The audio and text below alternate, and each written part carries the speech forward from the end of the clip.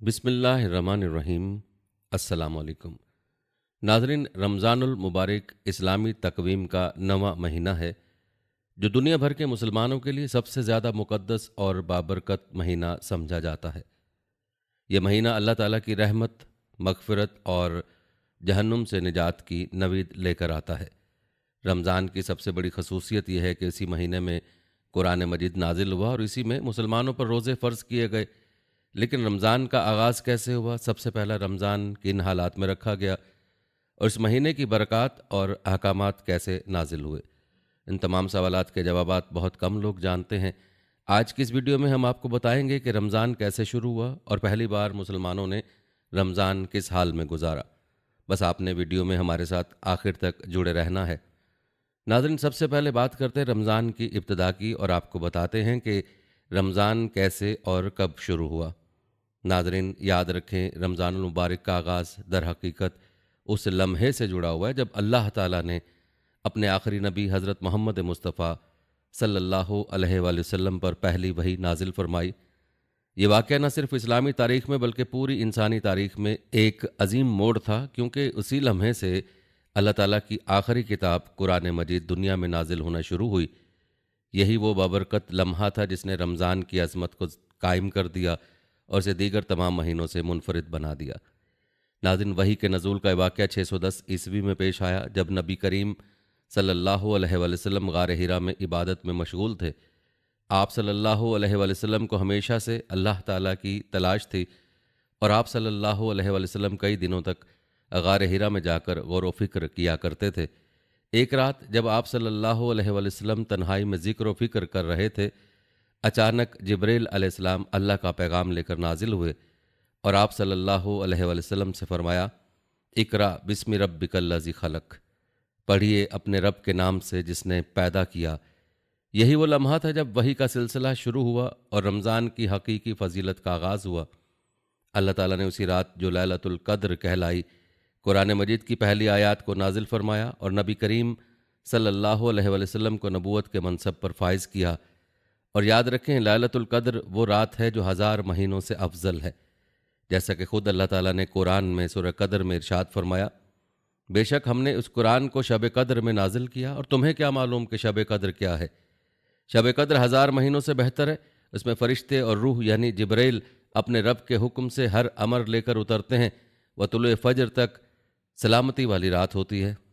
नाज़रीन, ये आयत इस हकीकत को वाज़ेह करती हैं कि रमज़ान की सबसे बड़ी फ़जीलत कुरान का नज़ूल है। अल्लाह ताला ने इस रात को 1000 महीनों से अफजल करार दिया, यानी इस एक रात में इबादत करना 83 साल की इबादत से बेहतर है।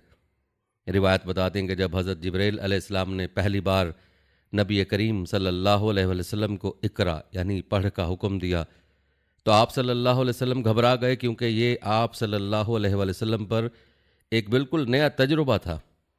आप सल्लल्लाहु अलैहि वसल्लम ने फरमाया, मैं पढ़ना नहीं जानता। इस पर हज़रत जिब्रील अलैहिस्सलाम ने आप सल्लल्लाहु अलैहि वसल्लम को ज़ोर से सीने से लगाया और दोबारा कहा, इकरा बिस्मि रब्बिकल्लज़ी खलक, पढ़ अपने रब के नाम से जिसने पैदा किया। 3 बार ये अमल दोहराया गया और फिर जब हज़रत जिब्रील अलैहिस्सलाम वापस चले गए तो नबी करीम सल्लल्लाहु अलैहि वसल्लम पर एक गहरी कैफियत तारी थी। आप सल्लल्लाहु अलैहि वसल्लम घर वापस आए और हज़रत खदीजा रज़ियल्लाहु तआला अन्हा से फरमाया, मुझे कंबल ओढ़ा दो, मुझे कंबल ओढ़ा दो।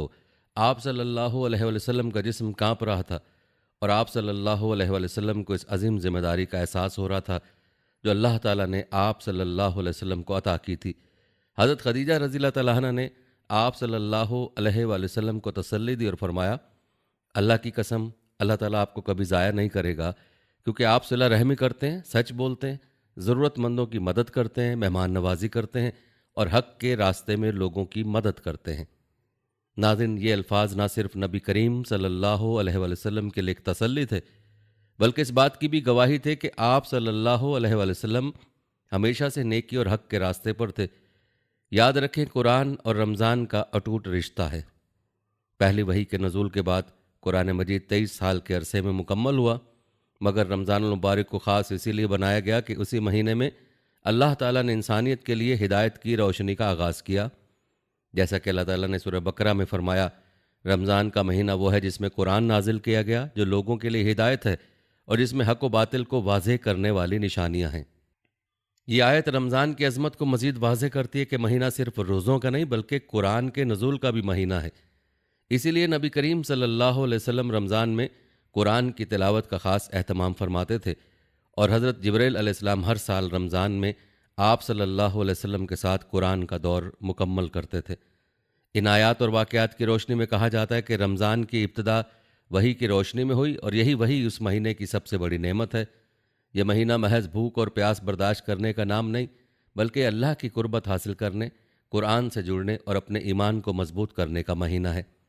ہمیں اس بات کو سمجھنا چاہیے کہ رمضان کی اصل روح کیا ہے۔ یہ وہ وقت ہے جب اللہ تعالیٰ نے انسانیت کو قرآن کی شکل میں ایک رہنمائی دی، اور اس مہینے میں ہمیں چاہیے کہ ہم قرآن کو زیادہ سے زیادہ پڑھیں، سمجھیں اور اس پر عمل کریں، تاکہ رمضان کی برکتیں ہماری زندگیوں میں حقیقی معنوں میں شامل ہو سکیں۔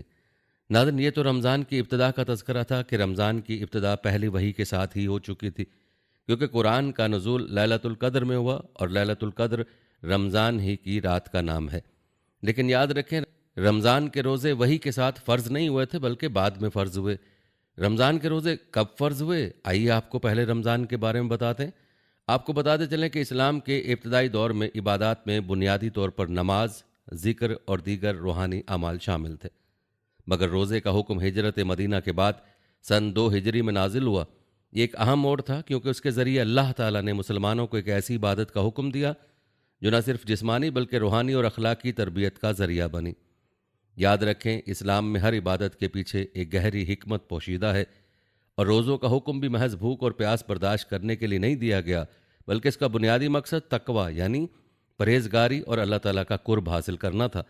جیسا کہ اللہ تعالیٰ نے قرآن مجید میں روزوں کے فرض ہونے کے بارے میں ارشاد فرمایا، اے ایمان والو، تم پر روزے فرض کیے گئے ہیں جیسے تم سے پہلے لوگوں پر فرض کیے گئے تھے، تاکہ تم تقویٰ اختیار کرو۔ ناظرین، یہ آیت نہ صرف روزے کے فرض ہونے کی وضاحت کرتی ہے، بلکہ اس میں یہ بھی بتایا گیا کہ روزہ کوئی نئی عبادت نہیں بلکہ پچھلی امتوں پر بھی لازم